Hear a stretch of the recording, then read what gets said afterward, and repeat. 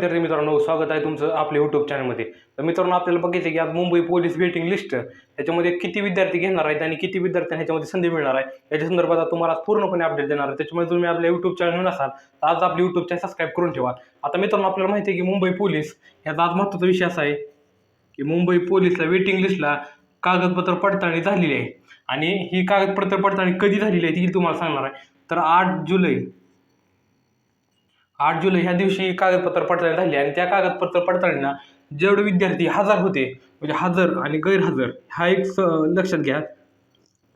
आता हजर आणि गैरहजर याच्यामध्ये काय झालंय की जे विद्यार्थी हजर होते त्यांना कागदपत्र पडताळणीसाठी बोलवलं होतं आणि जे वेटिंग लिस्टला राहिलेले आहेत आता मुंबईचे कागदपत्र पडताळणी झालेली आहे 8 जुलैला आणि जे विद्यार्थी हजर होते त्यांचं तिथं सिलेक्शन झालेलं आहे. पण आता जे गैरहजर होते, आता गैरहजरचा विषय काय, आता गैरहजर जे बरेच विद्यार्थी होते म्हणजे कसा विषय झालाय, आता समजा तो विद्यार्थी मुंबईसाठी नोकरी लागला होता, त्यानंतर तो दुसऱ्या सोलापूर जिल्हा देखील लागला होता. सोलापूर जिल्हा समजा तो चालक म्हणून लागला आणि मुंबईसाठी जर कॉन्स्टेबल म्हणून लागला तर विषय काय होता, तर तो विद्यार्थी सोलापूर जिल्ह्याला कागदपत्र पडताळणीला गेला असेल, मग तो त्याचं तिथं सिलेक्शन झालं असेल आणि जर तो तिथं गेल्यामुळं आणि इथं न जाता आल्यामुळे समजा इथं सिलेक्शन झालं तर तो दुसऱ्या ठिकाणी ट्राय करणार नाही, तो एका ठिकाणी कुठं नोकरी लागू शकतो. मग ही मुंबईसाठी गैरहजर राहिला, मग इथं जागा रिक्त झाली, ही एक जागा रिक्त, असे बरेच विद्यार्थी याच्यामध्ये गैरहजर होते आणि याची पूर्णपणे यादी आपल्यापर्यंत येणार आहे. कारण की जे विद्यार्थी गैरहजर होते कागदपत्र पडताळणीसाठी गैरहजर विद्यार्थ्यांची यादी 2 ते 3 दिवसात आपल्यापर्यंत यादी पूर्णपणे येऊन जाईल. आणि विषय असा आहे की 2 ते 3 दिवसात यादी आल्यानंतर ज्या विद्यार्थ्यांना वेटिंग लिस्टमध्ये विद्यार्थी राहिले त्यांचं तुम्हाला सांगणार आहे. म्हणजे याच्यामध्ये कसा फायदा होणार आहे लक्षात घ्या. ज्या विद्यार्थ्यांना 130 मार्क आहेत ते विद्यार्थी एका मार्कानं वेटिंगला राहिलेले आहेत.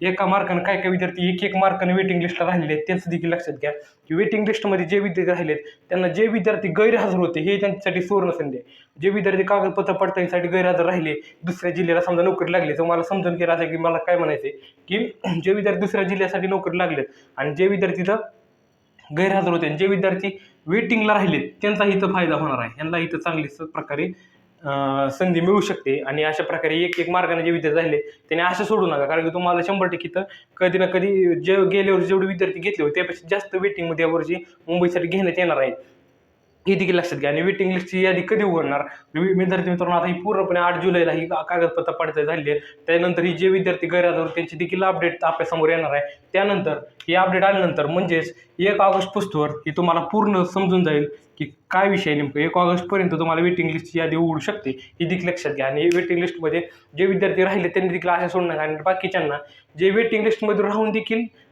भरतीमध्ये राहिले नाहीत त्यांना MSFमध्ये जॉईनिंग मिळणार आहे. MSFमध्ये जॉईनिंग मिळणार हे देखील लक्षात घ्या. एवढ्या मोठ्या प्रमाणात संधी आपल्यापर्यंत उपलब्ध आहेत आणि त्याचा तुम्हाला 100% नक्की ना कुठे फायदा होणार आहे. आणि आता बघायचं की आता ही विषय झाला आहे वेटिंग लिस्टचा. वेटिंग लिस्ट तुम्हाला पूर्णपणे समजता आले असेल.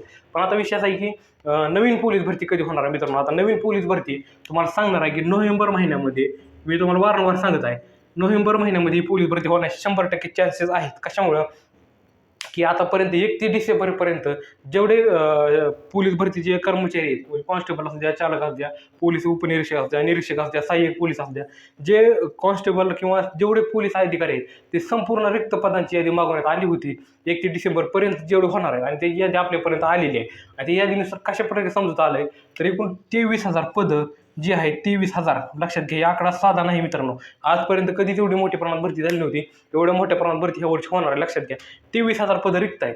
आणि या 23,000 मधील आपल्याला नोव्हेंबर महिन्यामध्ये जे गृहमंत्र्यांनी सांगितलं होतं, गृहमंत्र्यांनी काय सांगितलं, 20,000 पदांची भरती ही आता करणार आहे नोव्हेंबर महिन्यामध्ये. आता ह्याच्यामध्ये पदं वाढणार, ही 3,000 पदं आणखीन याच्यामध्ये ॲड झालेले आहेत. आणि एवढ्या मोठ्या प्रमाणात पदं रिक्त आहेत आणि आणखीन 3,000 याच्यामध्ये पद म्हणजे 23,000 पदांची पोलीस भरती 100% होणार आहे. आणि कशामुळे होणार आहे देखील तुम्हाला सांगणार आहे, कारण की 2027 मध्ये नाशिकमध्ये कुंभमेळा होणार आहे. सर्वात मोठा कुंभमेळा नाशिकमध्ये होणार आहे. त्याच्यासाठी पोलीस फोर्स जास्तीत जास्त गरज आहे. आणि जास्तीत जास्त लोकसंख्या वाढती, लोकसंख्या लक्षात घेता महाराष्ट्राची लोकसंख्या जर बघितली आणि क्षेत्रफळानुसार बघितलं तर एवढ्या मोठ्या प्रमाणात लोकसंख्या वाढत आहे. त्यामुळे जास्तीत जास्त पोलीस कर्मचाऱ्यांची गरज असते, हे लक्षात घ्या. आणि एवढ्या मोठ्या प्रमाणात भरती ही कधी न झाली नव्हती, ही भरती ह्या वर्षी होणार आहे. म्हणजे जास्तीत जास्त विद्यार्थ्यांना ह्याच्यामध्ये चान्स मिळणार आहे. आणि पूर्णपणे अपडेट आपल्या यूट्यूब चॅनल येत राहणार आहे. कारण की पोलीस भरती संदर्भात संपूर्ण अपडेट आपल्या चॅनलवर मी तुम्हाला वारंवार देत आहे, हे तो देखील देत राहणार. त्याच्यामुळे तुम्ही जर यूट्यूब चॅनल नसाल आज आपल्या यूट्यूब चॅनल सबस्क्राईब करून ठेवा. धन्यवाद.